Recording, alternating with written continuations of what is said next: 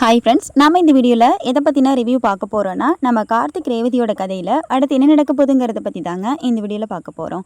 வீடியோக்குள்ளே போகிறதுக்கு முன்னாடி இந்த வீடியோ பிடிச்சிருந்தால் லைக் பண்ணிவிட்டு பாருங்கள். நீங்கள் கொடுக்குற சின்ன சின்ன லைக் தாங்க அடுத்த வீடியோஸ் போகிறதுக்கு எனக்கு ரொம்ப பெரிய மோட்டிவேஷனாக இருக்கும். சரி வாங்க இப்போது வீடியோக்குள்ளே போகலாம். நம்ம சாமுண்டீஸ்வரி நேராக பேங்குக்கு போகிறாங்க.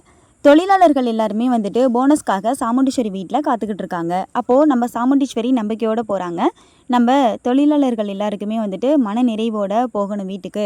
அதுக்கான போனஸ் வந்துட்டு நம்ம அதுக்கு தகுந்த மாதிரி தரணும் அப்படிங்கிற மாதிரி ரொம்ப சந்தோஷமாக போயிட்டுருக்காங்க. அப்போது சந்திரா நினைக்கிறாங்க, போ, நீ எவ்வளோ சந்தோஷமாக அந்த இடத்துக்கு போறியோ அதே துக்கத்தோடு திரும்பி வரதா போகிற. ஏன்னா நீ நினச்சி போகிற அந்த விஷயம் வந்துட்டு நடக்காது அப்படிங்கிற மாதிரி மனசுக்குள்ளே நினச்சிட்டு இருக்காங்க. எந்த ஒரு தங்கச்சியுமே தன்னுடைய அக்காவுக்கு நினைக்காத ஒரு துரோகத்தை நம்ம சந்திரா பண்ணிக்கிட்டு இருக்காங்க, ரொம்பவே கேவலமாக. அப்போது என்ன நினச்சுன்னா, நம்ம சாமுண்டீஸ்வரி பேங்க்குள்ளே போன உடனே அந்த மேனேஜருடைய பேரை சொல்லி அவங்க வந்திருக்காங்களா அப்படின்னு சொல்லி கேட்குறாங்க. கேட்கும் பொழுது மேனேஜர் இன்னும் வரல மேடம், கொஞ்சம் நேரம் வெயிட் பண்ணுங்கள் வந்துருவாங்க அப்படின்னு சொல்கிறாங்க. சரின்னு சொல்லிட்டு சாமுண்டீஸ்வரி வெயிட் பண்ணிட்டு இருக்காங்க. அப்போது ரொம்ப நேரம் வெயிட் பண்ணி பார்க்குறாங்க, ஆனால் அவர் வரவே இல்லை.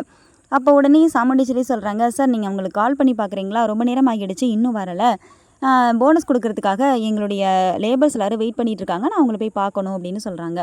அப்போ உடனே அவங்க என்ன செய்கிறாங்கன்னா, அந்த பேங்கில் இருந்த ஒருத்தர் மேனேஜருக்கு கால் பண்ணுறாங்க. கால் பண்ணும்பொழுது பார்த்தா ஃபோன் வந்துட்டு சுவிட்ச் ஆஃப்னு வருது. மேடம் ஃபோன் சுவிட்ச் ஆஃப்னு வருது அப்படின்னு சொல்கிறாங்க.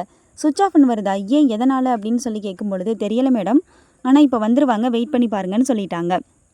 அப்போ உடனே நம்ம சாமுண்டீஸ்வரிக்கு என்ன செய்கிறது எது செய்கிறதுன்னு ஒன்றுமே புரியல. நேராக என்ன பண்ணுறாங்கன்னா, நம்ம கார்த்திக்கு கால் பண்ணுறாங்க. கார்த்திக்கும் வீட்டில் தான் இருக்கார். கால் பண்ணி, மாப்பிள்ளை இந்த மாதிரி நான் பேங்க் வரைக்கும் வந்தேன், ஆனால் வந்த இடத்துல இந்த மாதிரி ஆளாக நடந்துருச்சு, அதனால நான் வெயிட் பண்ணிகிட்டு இருக்கேன், கொஞ்சம் நேரம் ஆகும் அப்படிங்கிற மாதிரி சொல்கிறாங்க. என்ன அத்தை சொல்கிறீங்க அப்படின்னு சொல்லி கேட்க, ஆமாம் அப்படின்னு சொல்ல, பேங்கில் இந்த மாதிரி சொல்லிட்டாங்கன்னு சொன்ன உடனே நேராக என்ன செய்கிறாங்கன்னா, சரி ஓகே நான் வரேன் அப்படின்னு சொல்லிட்டு கார்த்திக் நேராக கிளம்பி அந்த பேங்க் போகிறாங்க.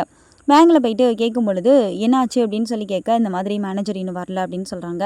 ஏன் வரல எதனால் அப்படின்னு சொல்லி நம்ம கார்த்திக் வந்துட்டு கேட்குறாரு. கேட்கும் பொழுது இந்த மாதிரி அவர் வந்துட்டு வர நேரத்தில் என்னாச்சு என்னன்னு தெரியல, லேட் ஆகிற மாதிரி இருக்குது அப்படின்னு சொல்ல, அப்போ உடனே நம்ம கார்த்திக் வந்துட்டு சந்தேகப்பட ஆரம்பிக்கிறாரு எதிரிங்க மேலே.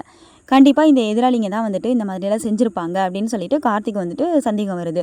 அப்போ சாமுண்டீஸ்வரி சொல்கிறாங்க, என்ன மாப்பிள்ளை பண்ணுறது இப்போ நம்ம அப்படின்னு சொல்லி கேட்க, அதே நீங்கள் ஒன்றும் கவலைப்படாதீங்க, மேனேஜர் கண்டிப்பாக வந்துருவார், இல்லைனா நான் அவர் வீட்டில் போயிட்டு பார்த்துட்டு வரேன் அப்படின்னு சொல்லி அவருடைய அட்ரஸை கேட்குறாங்க. அட்ரஸை கேட்ட உடனே சரின்னு சொல்லிட்டு அந்த அட்ரஸை தராங்க. அந்த அட்ரஸை தந்த உடனே நேராக நம்ம கார்த்திக் வந்துட்டு அவங்க வீட்டில் போயிட்டு விசாரிக்கிறாங்க. விசாரிக்கும் பொழுது கார்த்திக் என்ன தெரிய வருதுன்னா, மேனேஜர் இப்போ தான் வீட்டிலேருந்து கிளம்புனதாக தெரிய வருது. அப்போ அங்கேருந்து கிளம்புன மேனேஜர் இன்னும் பேங்குக்கும் வரல, இடைப்பட்ட நேரத்தில் ஏதோ நடந்திருக்கு அவருக்கு அப்படின்னு சொல்லிட்டு கார்த்திக் வந்துட்டு யோசிக்க ஆரம்பிக்கிறாங்க. யோசித்து கரெக்டாக வந்துட்டு நம்ம சிவனாண்டி மேலே தான் சந்தேகப்படுறாங்க. கண்டிப்பாக சிவனாண்டி தான் வந்துட்டு ஏதோ ஒன்று பண்ணியிருக்கணும் அப்படின்னு சொல்லிட்டு. அதுக்கு முன்னாடி சிவனாண்டியும் முத்துவேலை சேர்ந்து வந்துட்டு அந்த மேனேஜரை கடத்தியிருப்பாங்க. கடத்தி வந்துட்டு ஒரு இடத்துல அவங்களுடைய கஸ்டடியில் அடைச்சி வச்சுருக்காங்க. ஏன்னா இவர் போய் கையெழுத்து போட்டால் அவங்க பணத்தை எடுத்துருவாங்க, அப்படி இந்த பணத்தை எடுக்கக்கூடாது அப்படிங்கிறதுக்காக தான் இந்த மாதிரி வேலைகளை செஞ்சுக்கிட்டு இருக்காங்க. அப்போ உடனே என்ன நடக்குதுன்னா, நம்ம கார்த்திக் வந்துட்டு அவருடைய பவரை யூஸ் பண்ணி அந்த இடத்துல அந்த மேனேஜரை வந்துட்டு பேங்குக்கு வர வைக்கிறாங்க. வர வைக்கும் பொழுது நம்ம சாமுண்டீஸ்வரி ரொம்ப சந்தோஷப்படுறாங்க, மேனேஜர் பேங்க்கு வந்ததை நினச்சி. கூடவே வந்துட்டு நம்ம கார்த்திக்கு வராங்க. கார்த்திக்கு வரும் பொழுது மேனேஜர் கிட்ட சொல்கிறாங்க, கார்த்தி இங்கே நடந்த விஷயங்களை எதையுமே வந்துட்டு நீங்கள் உள்ளவங்க கிட்ட சொல்ல வேணாம் சார் அப்படின்னு சொல்ல, இது மாதிரி நடந்ததுக்கெல்லாம் காரணம் யார் என்னன்னு எனக்கு தெரியும், நான் அதை பார்த்துக்கிறேன் அப்படின்னு சொல்லி அந்த இடத்துல சொல்கிறாங்க. சரின்னு சொல்லிட்டு கார்த்திக் சொன்னது மாதிரியே அந்த மேனேஜர் வந்துட்டு யார்கிட்டையும் எந்த விஷயத்தையும் சொல்லாமல் நேராக வந்து கையெழுத்தை போட்டு கொடுக்குறாங்க. கொடுத்த உடனே இந்த தொகையை வாங்கிக்கிட்டு சாமுண்டீஸ்வரி நேராக வீட்டுக்கு போகிறாங்க. பணத்தோடு போன சாமுண்டீஸ்வரியை பார்த்து சந்திரா வந்துட்டு பயங்கரமாக அதிர்ச்சி ஆகுறாங்க. எப்படி இது நடந்தது அப்படின்னு சொல்லிட்டு ஷாக் ஆகுறாங்க. ஷாக் ஆக உடனே நேராக சிவனாண்டிக்கு போயிட்டு கால் பண்ணுறாங்க. கால் பண்ணி இந்த மாதிரியெல்லாம் கேட்குறாங்க. கேட்ட உடனே என்ன சந்திரா சொல்கிற, அந்த மேனேஜர் நம்ம கஸ்டடியில் தானே இருந்தார், எப்படி நடந்தது அப்படின்னு சொல்லி கேட்க, அது எனக்கு ஒன்றுமே புரியலை அப்படின்னு சொல்லி அவங்க ஒரு பக்கம் பேசிகிட்டு இருக்காங்க.